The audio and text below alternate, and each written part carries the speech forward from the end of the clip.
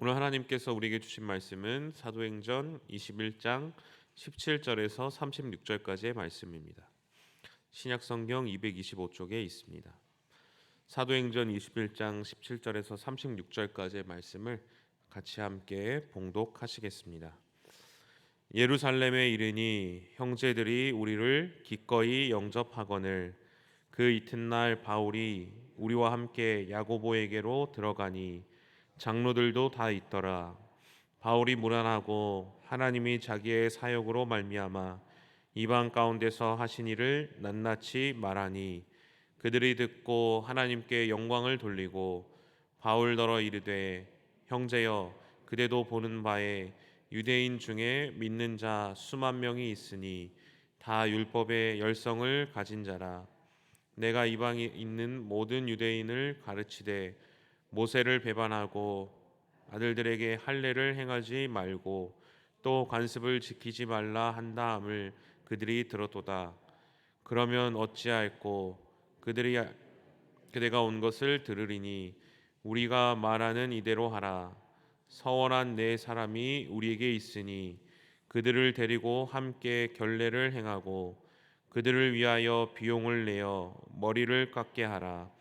그러면 모든 사람이 그대에 대하여 들은 것이 사실이 아니고 그대도 율법을 지켜 행하는 줄로 알 것이라.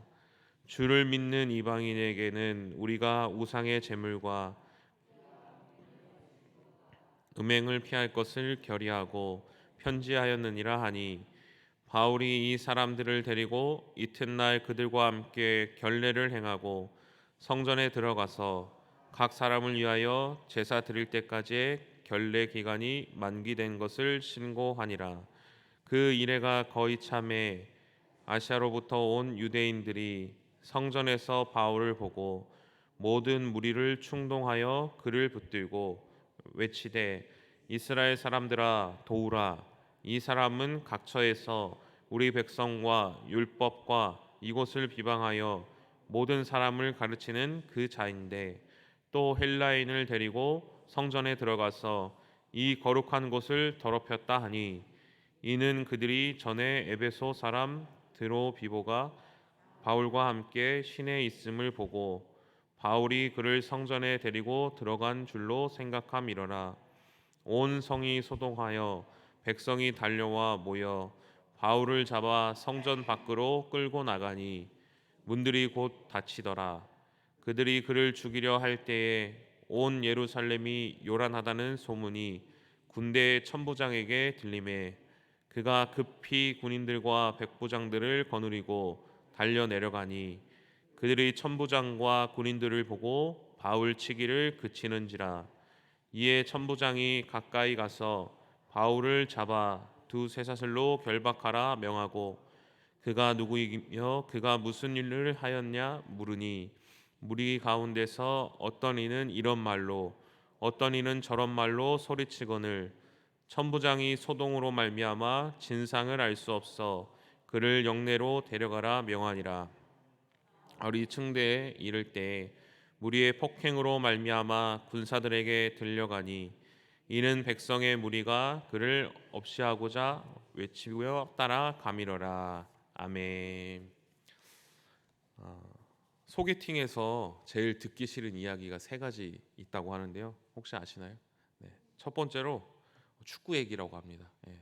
그 사람이 뭐 패스를 했든 뭐 골을 넣었든 별로 이렇게 궁금하지 않다고 하더라고요. 전혀 궁금하지 않은 거죠. 두 번째는 군대 이야기라고 합니다. 예. 군대에서 누굴 만났는지 뭘 했는지 뭐 전혀 궁금하지 않은 거죠. 혹시 세 번째는 아십니까?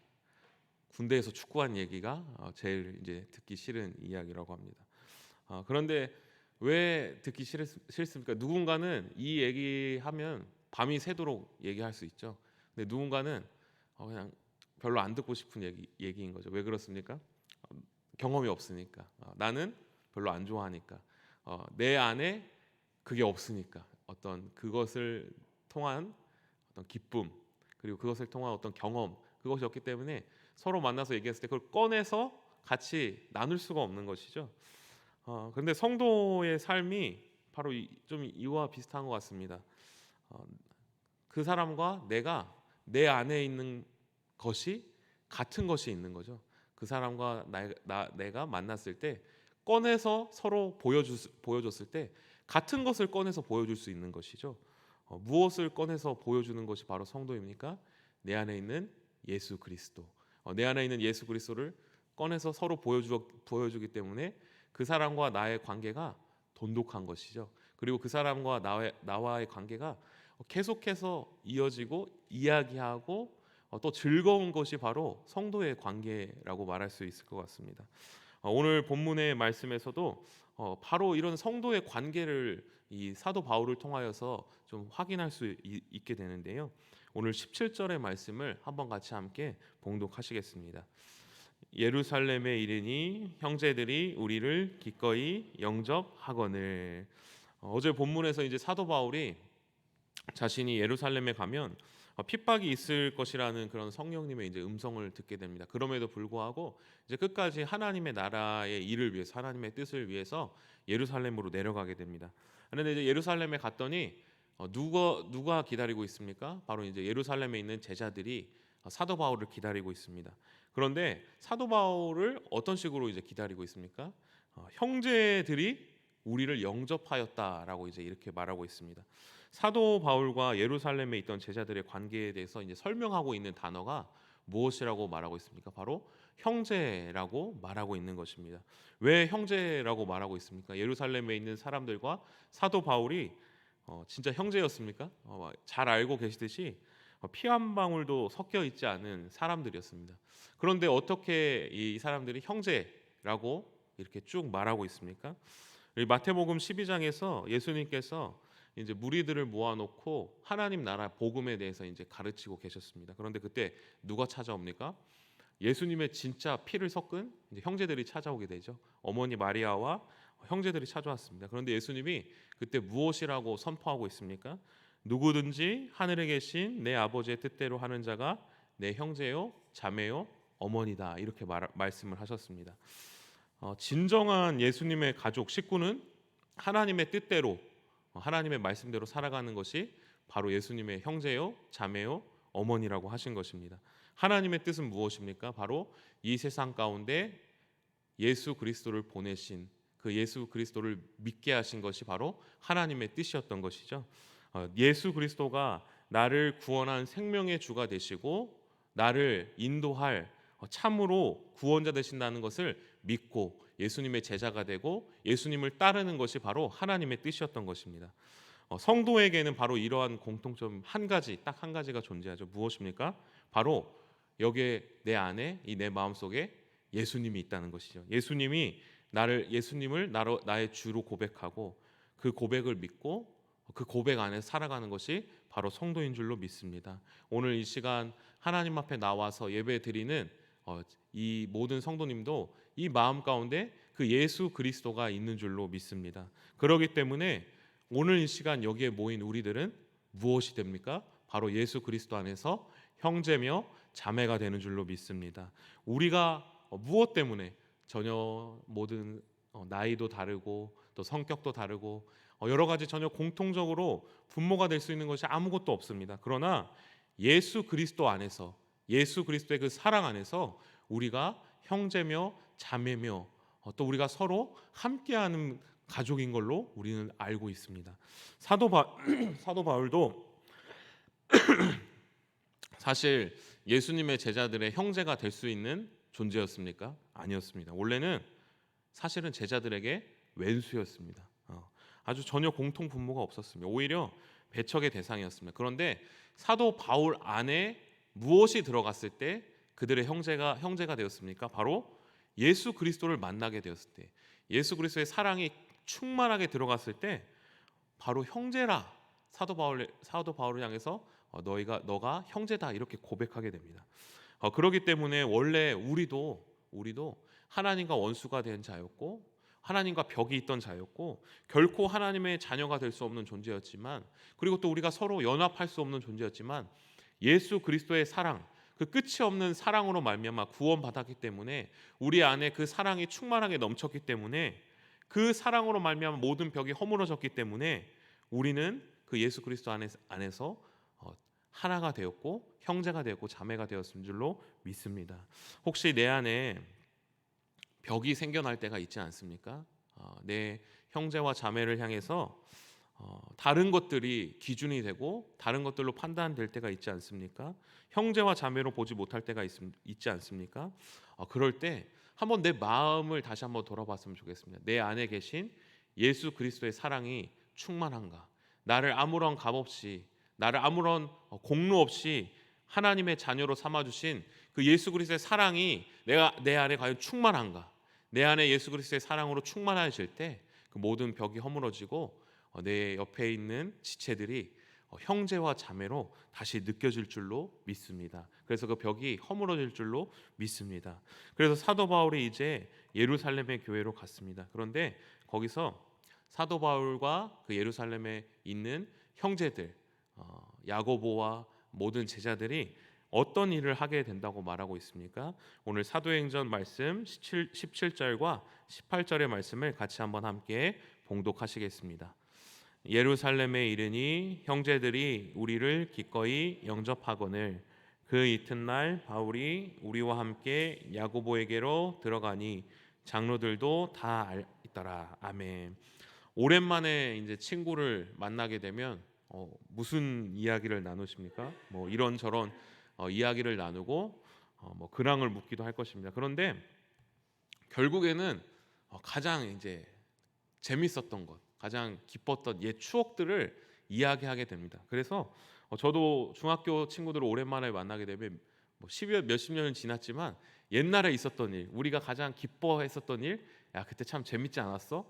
그런 일들, 같이 함께 경험했던 기쁜 일들을 나누게 됩니다.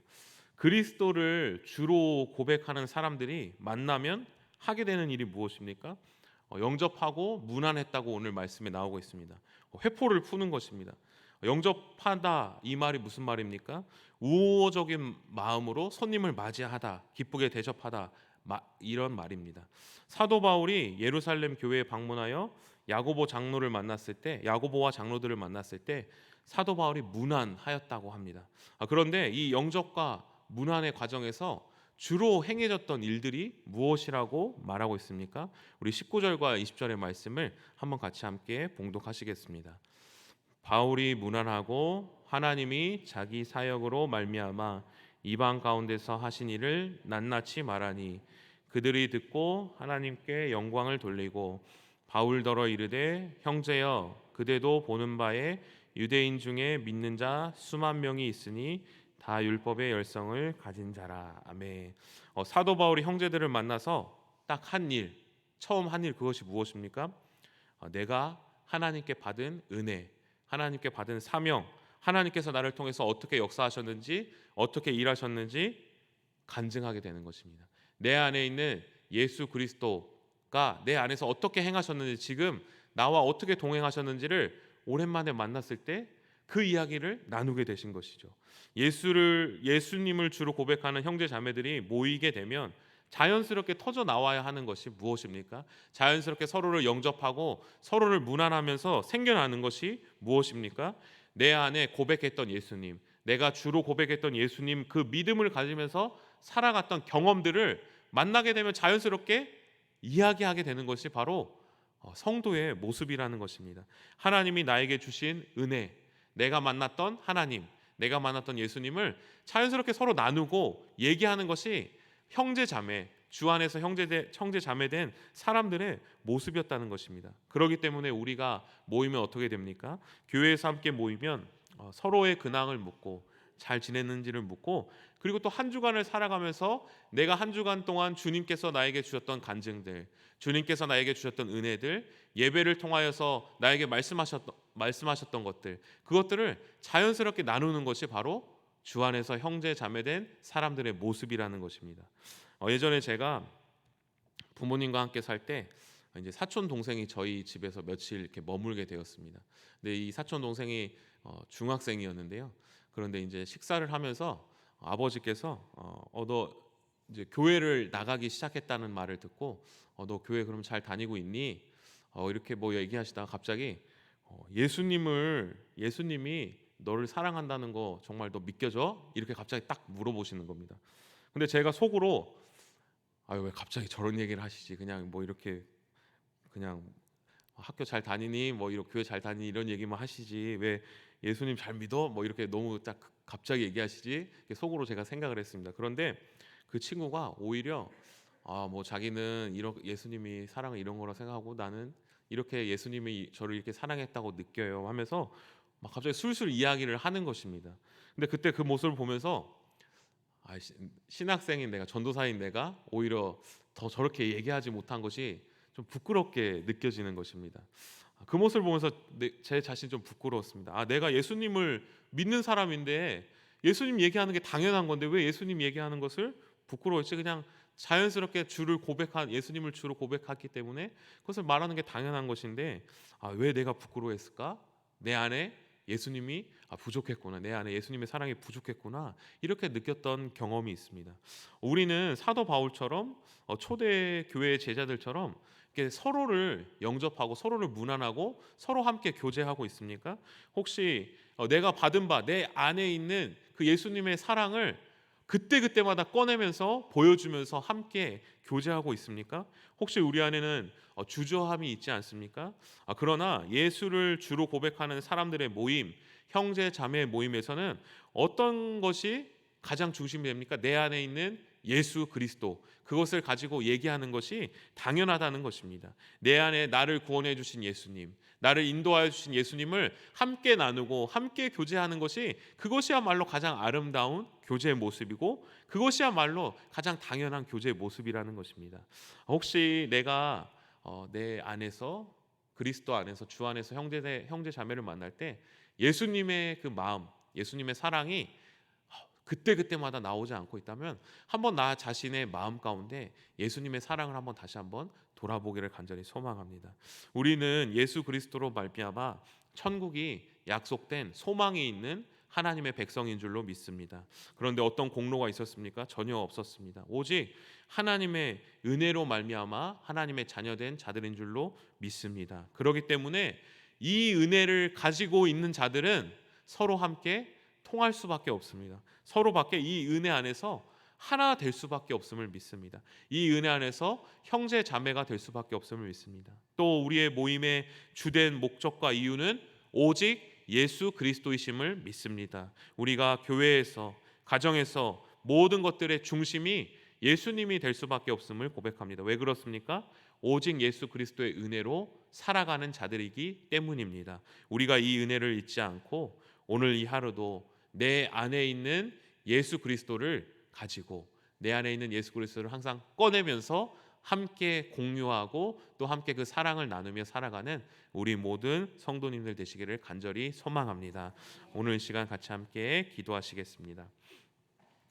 하나님 아버지, 오늘 우리는 하나님의 은혜로 예수 그리스도로 말미암아 주님의 백성 되었음을 믿습니다. 또 우리를 예수 그리스도를 통하여 주를 고백하는 거룩한 형제 자매로 우리를 주의 은혜 안에서 묶어 주신 줄로 믿습니다. 우리의 모든 모임과 교제가 하나님께 영광되게 하여 주옵시고 오직 예수 그리스도만을 나누고 고백하는 저희들 되게 하여 주옵소서. 예수님의 이름으로 기도합니다. 아멘. 다 함께 주님께서 가르쳐 준 기도하겠습니다. 하늘에 계신 우리 아버지, 아버지의 이름을 거룩하게 하시며 아버지의 나라가 오게 하시며 아버지의 뜻이 하늘에서와 같이 땅에서도 이루어지게 하소서. 오늘 우리에게 일용할 양식을 주시고 우리가 우리에게 잘못한 사람을 용서하여 준 것 같이 우리 죄를 용서하여 주시고 우리를 시험에 빠지지 않게 하시고 악에서 구하소서. 나라와 권능과 영광이 영원히 아버지의 것입니다. 아멘. 우리 이 시간 계속해서 기도하실 때 오늘 주신 말씀 붙들고 먼저 기도합니다.